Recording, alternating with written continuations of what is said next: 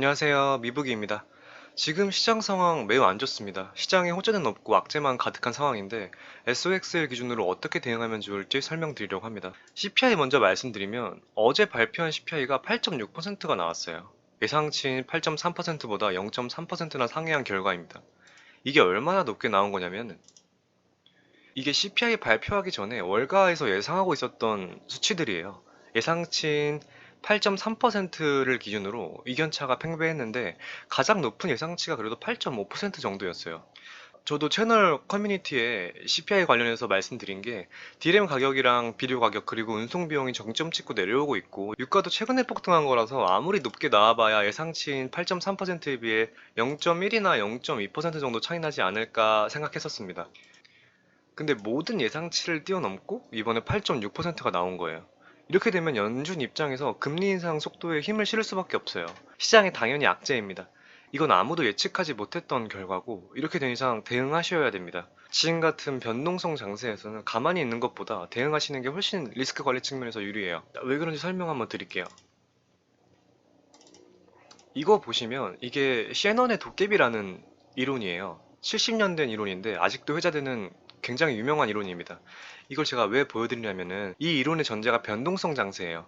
지금 시장도 변동성 장세잖아요. 그래서 한번 참고 삼아서 보시면 좋을 것 같아 말씀드리는 겁니다. 여기 파란색 선 보시면 이게 변동성 장세에서 현금 50%랑 종목 50%를 구성한 다음 처음부터 끝까지 가는 바이앤 홀드 전략이고 주황색 선은 변동성 장세에서 주기적으로 사고팔고 한 결과입니다. 결과적으로 변동성 장세에서는 가만히 있는 바이앤 홀드 전략보다는 상황에 맞춰서 대응했을 경우가 훨씬 더 많은 수익을 가져갈 수 있다는 겁니다. 우상향하는 상승장에서는 굳이 매매 빈도를 올리면서 이렇게 할 이유가 없습니다. 그냥 사면 알아서 오르니까 오히려 계속 사고 파는 건 비효율적인 거예요. 그렇지만 반대로 하락장이나 횡보장에서는 가만히 있는 것보다 대응하시는 게 결과론적으로 봤을 때 훨씬 더 좋은 결과를 가져갈 수 있습니다. 그래서 작년과 같은 상승장과 똑같은 전략을 구사하시면 안 된다고 계속 강조드리고 있는 거예요. 그럼 어떻게 대응하냐 하시면 이거 한번 보여드릴게요. 제가 지난번에 현금 비중에 따른 대응 방법 말씀드렸던 건데 현금이 없는 경우랑 현금이 있는 경우 이렇게 나눠서 설명드렸었어요. 정리하면 현금이 없는 경우에 비중의 30%에서 100%까지 정리해서 현금 만든 다음에 그걸로 숏이나 관망하시면 되고 현금이 있는 경우는 선택지가 많아요. 그래서 성향에 따라서 선택해 주시면 된다고 말씀드렸었습니다. 예를 들어서 만약에 현금이 아예 없고 SXL이 한 1000주 정도 있다고 가정을 해볼게요. 그럼 평단에 따라 다르겠지만 최소 300주 이상 정리하고 그 현금으로 해지를 잡으시는 거죠. 그 다음에 하방 추세가 다시 상방으로 전환하는 거 보고 다시 밑에서 SXL 잡으면 그만큼 평단이 낮아지는 거고 해지로 인한 수익도 가져가는 거니까 결과론적으로 리스크 관리 차원에서 가만히 있는 것보다 더 유리한 거예요. 반대로 현금이 있으시면 지금부터 천천히 분할 매수하셔도 되고 아니면 관망하셔도 되고 해지 잡으셔도 됩니다. 이거는 그 투자 성향에 따라서 선택해 주시면 좋을 것 같아요. 이제 차트 보면서 SOXL 기준 잡아 드릴게요. SOXX로 먼저 보고 SOXL에 대입하겠습니다. 지금 보시는 차트는 SOXX 일봉 차트고요. 보시면 최근에 여기 단기 하락 추세 깨고 상승 추세 만들었었는데 이것도 깨졌습니다. 그래서 기술적으로 굉장히 안 좋아 보여요. 최악의 경우에 여기 중기 추세 하단까지 열려 있다고 보고 대응하셔야 되는 시기예요. 우선 1차적으로 여기 전저점을 테스트하겠죠. 여기가 어느 정도냐면은 대략적으로 SXX 기준으로 380달러 정도 되겠네요. 여기 지지 못하면 이 추세 하단까지 열려 있는 건데 그럴 경우 대략적으로 350달러 부근까지 열려 있다고 보시면 돼요. 그럼 여기서 포인트는 이 전저점을 찍고 올라가는지 아니면 추세 하단까지 내려간 다음에 반등하는지 이게 포인트인데 중요한 거는 이 추세가 언제 깨지는지만 좀 보시면 될 것 같아요. 그 전까지는 하방 추세에 있습니다.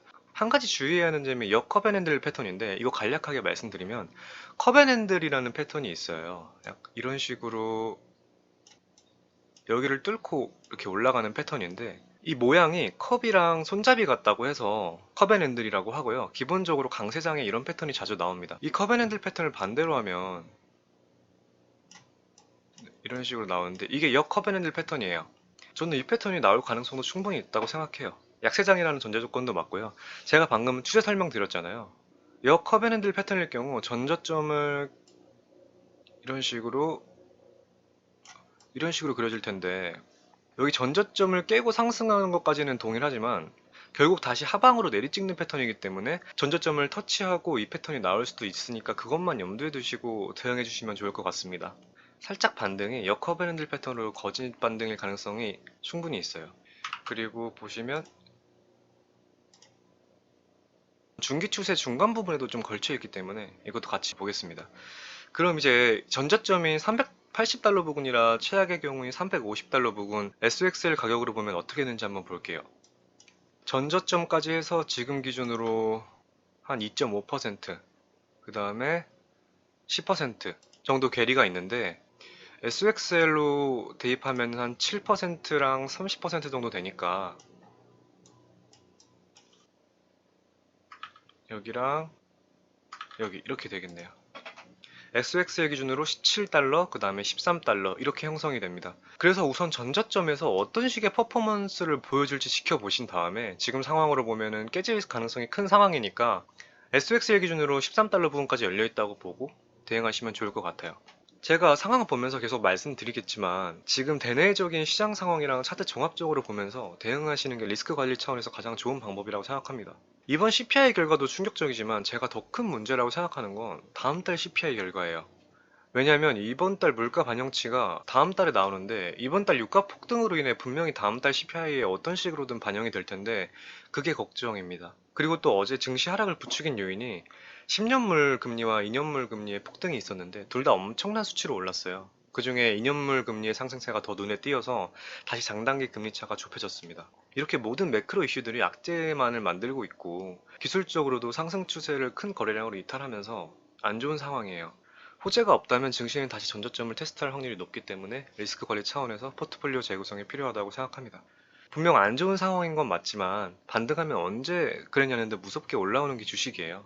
그러니까 너무 걱정하지 마시고 투자 원칙과 전략 확실하게 세우시고 리스크 관리 진행해 주시면 좋을 것 같습니다. 그럼 오늘도 영상 시청해 주셔서 감사드리고 도움이 되셨다면 구독과 좋아요 부탁드리겠습니다. 궁금하신 점이나 다뤄줬으면 하는 내용 댓글 남겨주시면 확인 후 답변 드리겠습니다. 감사합니다.